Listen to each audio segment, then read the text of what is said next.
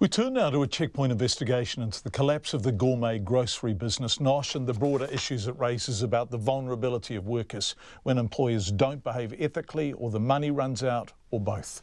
We first looked at this last week, but what's become apparent since then is the extent to which workers were willfully misled about their situation and the lack of formal safety nets to protect them. This afternoon we received a statement from the new Minister for Workplace Safety and Relations, Ian Lees-Galloway, saying the issues our investigation raises are, and I quote, legitimate, and he will work with officials and Cabinet colleagues to address them. We begin with Nosh and its staff. Ernest, how much money are you owed? 11,800. How much money are you owed?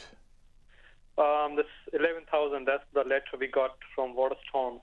Insolvency. They told me that. $11,000. Yeah. That's a hell of a lot of money, isn't it? It is.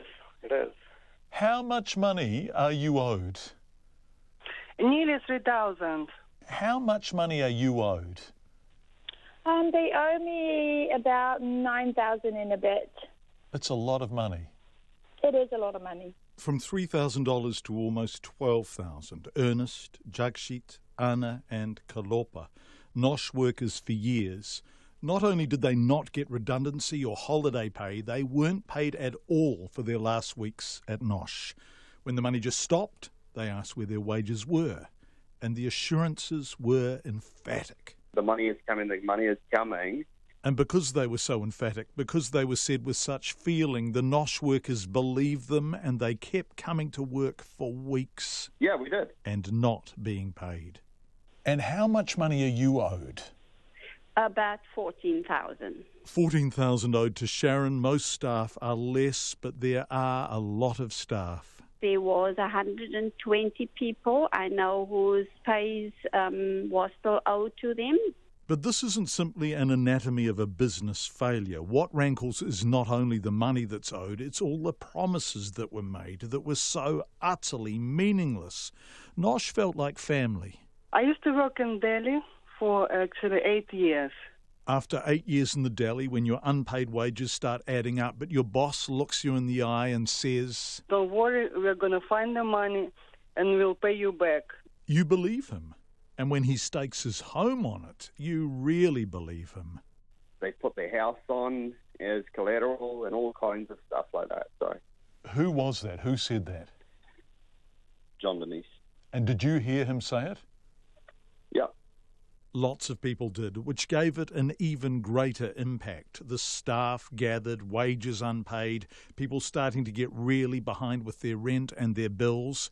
But they needn't worry, because the boss won't let them down. John Denise, in one meeting that we were all sitting in with him, the support office staff, he said, in his own words was, even if I have to sell my house, I will do that to save the company. Did you hear him say that? Oh, yes. Last week, somewhat naively, I asked the receiver, Damien Grant, whether a verbal contract had been entered into there. Could the receiver take John Denise's home and sell it? Now, I thought the answer would probably be no, but I hadn't anticipated this response. He doesn't own a house. He doesn't own a house. There is a property that it's held and trusted. That is an issue that we have looked at, but John Denise does not own a house. So there is no, he was offering a guarantee, but there was nothing behind that guarantee. And so the staff get nothing. Now, one of them, another Jonathan, was so incensed he went to the Employment Relations Authority. He was owed less than most, but it was the principle. How much money were you owed? The Employment Relations Authority has just ordered that I be paid. I think it's 3,400 and something. I'd need to look at the exact number. And have you got that? No, of course not. Most staff didn't know what to do, weren't sure of their rights. Did they even have rights? And their boss warned them off using lawyers. Don't apply for help of any lawyers or any kind of assistance, legal assistance, because we don't need to be distracted by it. And the excuses kept coming. Oh, sorry, I've got funding secured in Australia to just going to take me a couple of days to transfer. It should be in by Friday. I know it's a few days late. And then when Friday came around, it's like, sorry, delaying the transfer process, pay it on Monday. Like every week, it was either we're still waiting, we're just about there, it's almost ready, the papers are being signed tomorrow or Wednesday or Friday, that type of thing. It was just every time they gave us a little bit of hope that things were going to happen. And so you would keep working? Yes. On and on it went, and workers who'd given their labour in return for wages they weren't receiving started going backwards fast. It was a struggle for a solo mum of 3 kids. I really did struggle. I had to keep asking the bank to help me to pay my rent. That's Kalopa. She was a butchery manager, a good one, and proud of it. We met her earlier when I asked her, how much money are you owed? They owe me about $9,000 and a bit. That's a lot of money. It is a lot of money.